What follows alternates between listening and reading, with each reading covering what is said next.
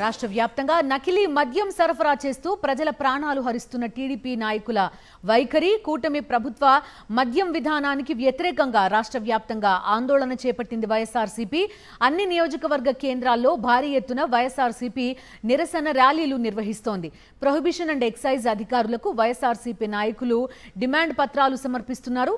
నకిలీ మద్యం కుంభకోణంపై సీబీఐతో విచారణ జరిపించాలని వైఎస్ఆర్సీపీ నేతలు డిమాండ్ చేస్తున్నారు.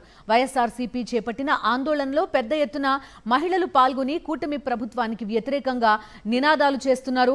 రాష్ట్రంలో నారా నకిలీ మద్యం బ్రాండ్ తయారీ సృష్టికర్తలపై తక్షణమే కఠిన చర్యలు తీసుకోవాలని మహిళలు, వైఎస్ఆర్సీపీ శ్రేణులు డిమాండ్ చేస్తున్నారు. పరిగ్రహం